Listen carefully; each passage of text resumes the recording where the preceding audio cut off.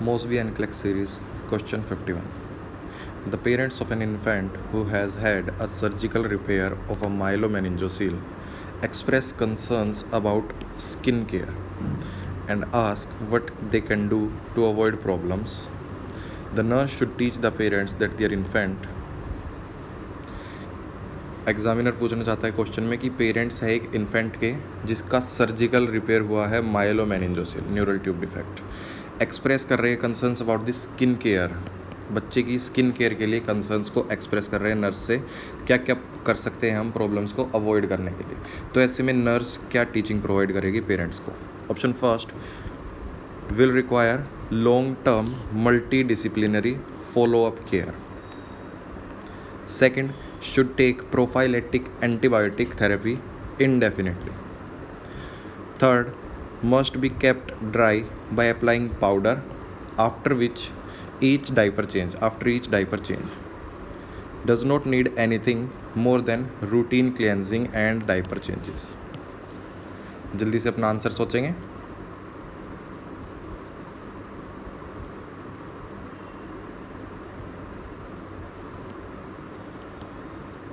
So correct answer of this question is first कि patient है, infant है जिसका माइलोमेनिंजोसिल की सर्जरी हुई है, तो पेरेंट्स स्किन केयर के लिए कंसर्न्स एक्सप्रेस कर रहे हैं नर्स को। तो नर्स क्या टीचिंग प्रोवाइड करेगी पेरेंट्स को कि बच्चे के लिए long term multi disciplinary follow up care जो होगी वो नेसेसरी होगी। बच्चे को फॉलोअप केयर के लिए हॉस्पिटल आना होगा बार बार, हेल्थ केयर प्रोवाइडर्स से, फिजिशियन से, डिफरेंट फिजिशियन से डिस्कस करना होगा स्किन केयर के बारे में, जो न्यूरोलॉजिस्ट हैं उनसे, फिजिकल थेरेपिस्ट हैं उनसे।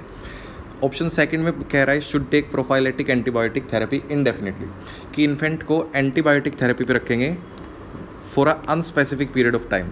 ऐसा कभी भी नहीं करते, एंटीबायोटिक थेरेपी लॉन्ग टर्म के लिए नहीं चलाई जाती। सेकंड गलत है। Must be kept dry by applying powder after each diaper changes, कि हर बार जब भी डाइपर चेंज करेंगे बच्चे के तो पाउडर लगाया जाएगा, पाउडर का यूज़ किया जाएगा। लेकिन पाउडर का यूज़ मिनिमम करते हैं, पाउडर का यूज़ नहीं किया जाता, वो वहाँ पे यूरिन के साथ कंबाइन होकर पेस्ट फॉर्म हो जाएगा। दूसरा रीज़न, पाउडर हमारा डिस्टर्ब करेगा बच्चे को, बच्चे के एयरवे में इरिटेंट बन सकता है। Option third incorrect. Fourth, does not need anything more than routine cleansing and diaper changes, कि बच्चे के लिए और कोई रिक्वायरमेंट नहीं होगी, सिर्फ रूटीन क्लियंजिंग होगी और डाइपर चेंजेस होगी। ऐसा नहीं है, बच्चे को फॉलो अप केयर आना ज़रूरी है। So option first is right answer. Moving on to the next question 52. What is the primary nursing intervention for an infant with myelomeningocele before surgical correction?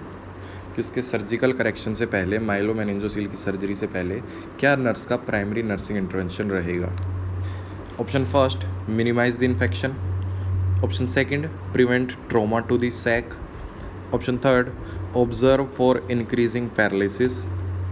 And option fourth, assess the degree of bowel and bladder control. जल्दी से अपना answer लगाएंगे।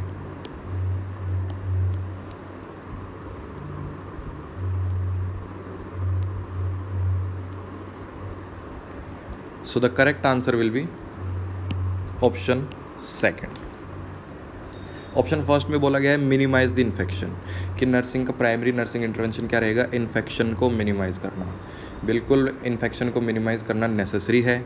Option second में बोला है prevent trauma to the sac. अब most priority nursing intervention जो रहेगा नर्स का, वो रहेगा कि सैक पर ट्रोमा ना लगे, कोई इंजरी ना हो सैक पे, सैक रप्चर ना हो। अगर सैक रप्चर हो जाएगा तो सीरियस कॉम्प्लिकेशंस हो सकते हैं बच्चे के लिए, नर्व न्यूरोनल डैमेज हो सकता है, उसके बाद इन्फेक्शन भी हो सकता है, मोस्ट सीरियस कॉम्प्लिकेशंस हो सकते हैं। तो मिनिमाइज द इन्फेक्शन हमारा आंसर हो सकता था, लेकिन अगर सेकंड ऑप्शन हमारा नहीं होता तो मोस्ट प्रायोरिटी आंसर जाएगा हमारा ऑप्शन सेकंड। ऑप्शन थर्ड में बोलता है ऑब्जर्व फॉर इंक्रीजिंग पैरालिसिस, कि बच्चे को अगर पैरालिसिस की कंडीशन हो रही है तो उसके लिए ऑब्जर्व करेंगे, ऑब्जर्व करना होता है, लेकिन फिर से मोस्ट प्रायोरिटी आंसर क्या है हमारा, प्रिवेंट द ट्रॉमा। और लास्ट ऑप्शन फोर्थ है assess the degree of bowel and bladder control. Bowel and bladder control infancy की एज में नहीं होता, आफ्टर 12 मंथ्स अटेन करने लगता है बच्चा। ब्लैडर कंट्रोल 18 मंथ्स के बाद 2 ईयर्स तक, बाउल कंट्रोल 3 ईयर्स तक बच्चा कंट्रोल शुरू करता है। So option fourth is also incorrect.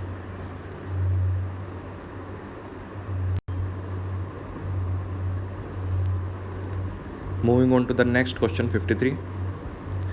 An infant with myelomeningocele is admitted to the pediatric intensive care unit, that is PICU. While the infant is awaiting surgical correction of the defect, what is the most appropriate nursing intervention? कि एक infant है जिसको myelomeningocele की condition है, neural tube defect, is admitted to the paediatric intensive care unit, PICU में admit हुआ है। Infant wait कर रहा है अपने सर्जिकल करेक्शन के लिए, तो उस वक्त nursing most appropriate nursing interventions क्या रहेंगे? Option first, using disposable diapers. Option second, placing the infant in prone position. Option third, performing neurological checks above the site of lesion. Option fourth, washing the area below the defect with a non toxic antiseptic. तो जल्दी से अपना answer सोच लेंगे।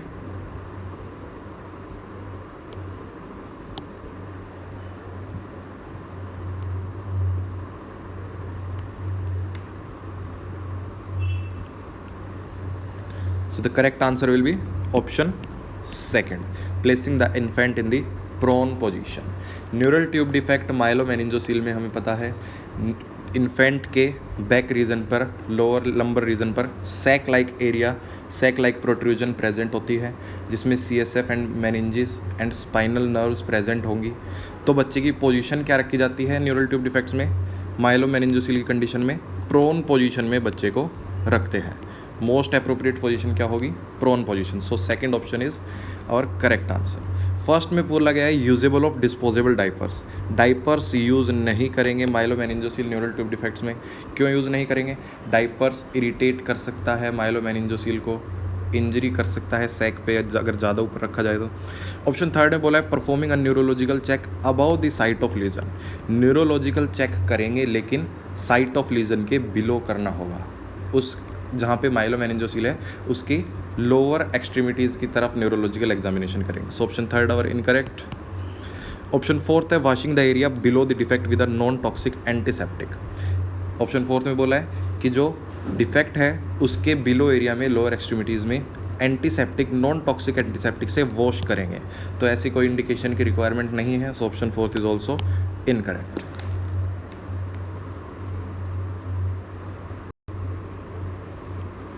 Moving on to the next question, question number 54. After closure of a newborn's myelomeningocele, what essential nursing intervention must be included in the plan of care? मतलब newborn का myelomeningocele close कर दिया गया है, सर्जिकल रिपेयर कंप्लीट हो गया है, उसके बाद क्या nursing intervention plan of care में इंक्लूड किए जाएंगे? Option first is limiting leg movements. बच्चे की लेग मूवमेंट्स को लिमिट कर देंगे, कम करा देंगे। Option second, decreasing environmental stimuli. बच्चे के लिए एनवायरमेंटल जो स्टिमुलाई है, एक्सटर्नल स्टिमुलाई है, उनको डिक्रीज कर दिया जाएगा। Option third, measuring head circumference daily. बच्चे के हेड सर्कमफ्रांस को डेली मेजर करेंगे। Option fourth, observing for serous drainage from the nares और नोस्ट्रिल्स। कि सीरस ड्रेनेज है, कोई ड्रेनेज हो रही है बच्चे के नाक में से, नोस्ट्रिल्स में से, उसको ऑब्जर्व करेंगे। तो जल्दी से अपना आंसर सोच लेंगे।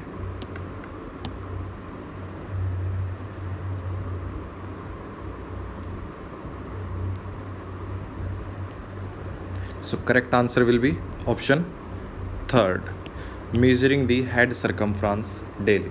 बच्चे के हेड सर्कमफ्रांस को मेजर करेंगे after the surgical correction of the myelomeningocele. Myelomeningocele के सर्जिकल रिपेयर में कॉम्प्लिकेशन हो सकता है बच्चे को हाइड्रोसिफेलस का। तो हाइड्रोसिफेलस के कॉम्प्लिकेशंस को देखने के लिए बच्चे के हेड सर्कमफ्रांस को डेली मेज़र करेंगे। अगर हाइड्रोसिफेलस की कंडीशन है तो बच्चे का इंक्रीज़ इन हेड सर्कमफ्रांस देखने को मिलेगा। ऑप्शन फर्स्ट में बोला है लिमिटिंग लेग मूवमेंट्स। अगर आपने प्रीवियस क्वेश्चंस देखे हैं तो हमने बात की थी माइलोमेनिंजोसील के सर्जिकल रिपेयर के बाद बच्चे की लेग मूवमेंट्स को लिमिट नहीं करते, passive range of motion exercise कराते हैं। Second, decreasing environmental stimuli. Environmental stimuli decrease करने की ज़रूरत नहीं है अनलेस बच्चे को सीजर्स नहीं आ रहे हैं। अगर बच्चे को सीजर्स आ रहे होते, क्वेश्चन में बोला होता कि सीजर्स आ रहे हैं, तब हम ऑप्शन पे जा सकते थे decreasing environmental stimuli. So option second is also incorrect. Option fourth, observing for serous drainage from the nerves. Myelomeningocele के सर्जिकल करेक्शन में ब्रेन पे और मेनिंजेस पे किसी प्रकार का कोई डैमेज नहीं होता है, तो सीरस ड्रेनेज नेयर्स में से देखने को नहीं मिलेंगे। So option fourth is also incorrect. Correct answer is option third.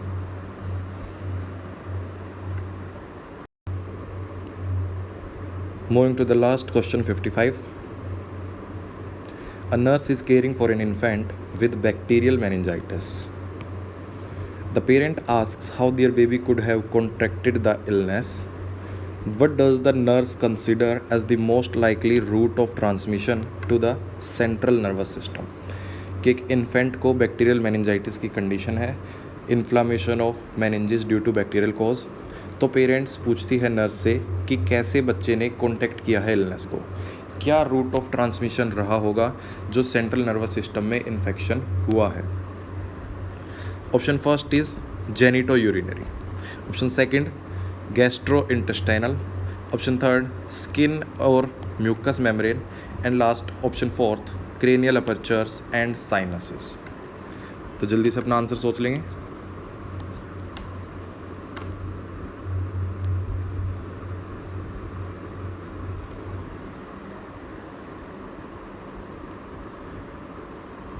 So the correct answer will be option fourth. Option fourth क्या है हमारा, क्रेनियल अपर्चर्स और साइनसेस। इन्फेक्शन हो जाए अगर साइनसेस का या फिर क्रेनियल सूचर्स में, तो वो हमारा मेनिंजाइटिस तक बैक्टीरियल इन्फेक्शन पहुंच सकता है। सीएसएफ और मेनिंजेस के कांटेक्ट में होती हैं ये चीज़ें। बाकी तीनों ऑप्शन है हमारे, इन तीनों में से कोई भी हमारा सीएसएफ और मेनिंजेस के कांटेक्ट में नहीं होता, तो तीनों ही ऑप्शन रूट ऑफ ट्रांसमिशन नहीं होंगे। Option fourth is our correct answer.